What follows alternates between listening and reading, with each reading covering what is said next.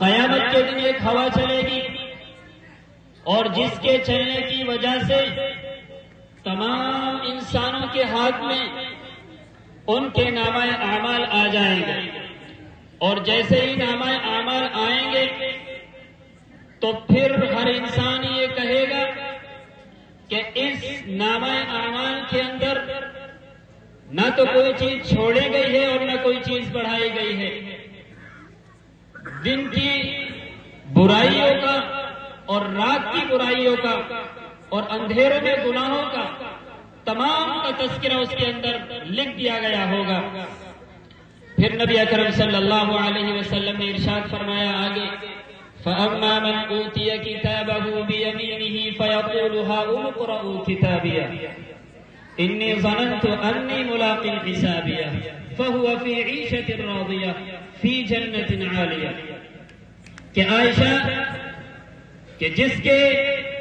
دائیں ہاتھ میں نامہ اعمال دیا جائے گا وہ تو خوش ہوتا پھرے گا، جس طریقے سے ہمارے بچے اسکولوں کے اندر اور کالجز کے اندر کامیاب ہو جاتے ہیں اور ان کی پوزیشن آ جاتی ہے تو محلوں میں تذکرے کرتے پھرتے ہیں کہ میں پاس ہو گیا، میں پاس ہو گیا، لیکن جب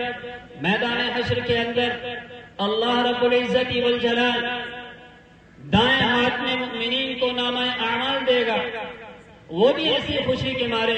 کہتے پھریں گے ہاؤم اقرؤوا کتابیہ، ہاؤم اقرؤوا کتابیہ، ہاؤم اقرؤوا کتابیہ، پڑھو میرا نامہ اعمال، میں کامیاب ہو گیا۔ آگے کہا انی ظننت انی ملاق حسابیہ، اور میں کامیاب ایسے نہیں ہوا، مجھے امید تھی اور مجھے یقین تھا کہ مجھے کل اپنے رب کے سامنے حاضر ہونا ہے، اس لیے میں دنیا کے اندر رہ کر کے اللہ رب العزت والجلال سے ڈر کر کے زندگی گزاری تھی اور نبی اکرم صلی اللہ علیہ وسلم کی ایک ایک سنت پر میں نے عمل کر کے زندگی گزاری تھی۔ میرے سامنے میری خواہشات آئی، لیکن جب میں نے دیکھا کہ نبی اکرم صلی اللہ علیہ وسلم کی تعلیم کے خلاف ہے، میں نے اپنی خواہشات کو چھوڑ دیا اور میں نے دین محمدی پر چل کر کے زندگی گزاری۔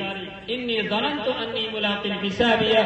فہو فی عیشۃ راضیہ، تو وہ جنت کے بالا خانوں کے اندر ہوگا، کہا جائے گا کلوا واشربوا ہنیئا بما اسلفتم فی الایام الخالیہ، کہ اس کو جنت کے اندر داخل کرو اور اس سے کہو کہ مزے سے کھائے اور پیے، اور یہ صلہ ہے اس چیز کا جو جنت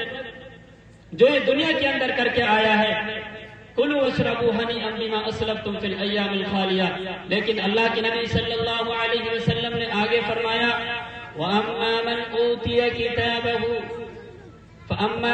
وَأَمَّا مَنْ أُوتِيَ كِتَابَهُ بِشِمَالِهِ فَيَقُولُ يَا لَيْتَنِي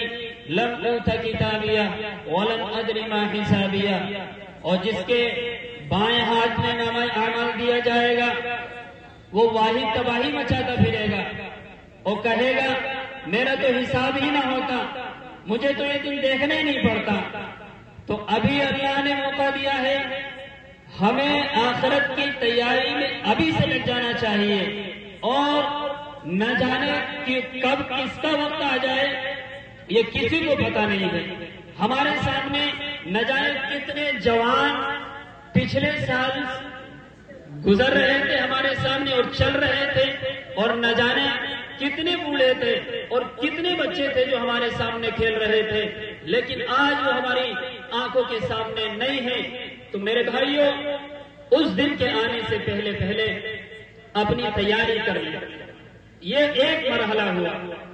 دوسرے مرحلے کے بارے میں نبی اکرم صلی اللہ علیہ وسلم نے ارشاد فرمایا عائشہ، ہر انسان کو پل صراط کے اوپر سے گزرنا ہوگا، اور پل صراط کی جو مسافت بیان کی ہے احادیث کے اندر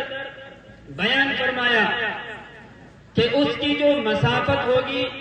500 برس کی ہوگی، اس کی جو چڑھائی ہوگی وہ 500 برس کی ہوگی، اور اس کا جو اترنے کا راستہ ہوگا نشیب وہ بھی 500 برس کا ہوگا۔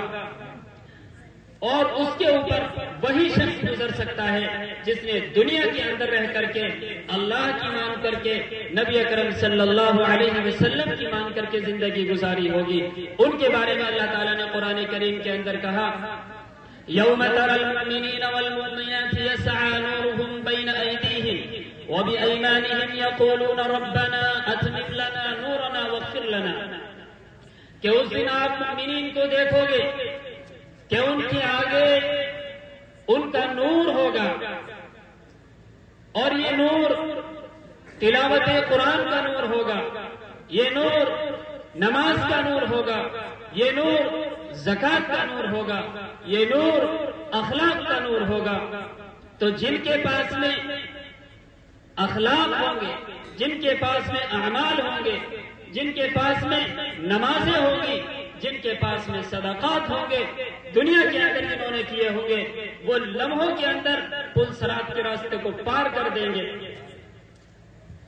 اور تیسرے مرحلے کے بارے میں فرمایا عائشہ کہ تیسرا مرحلہ ہوگا کہ ہر شخص کے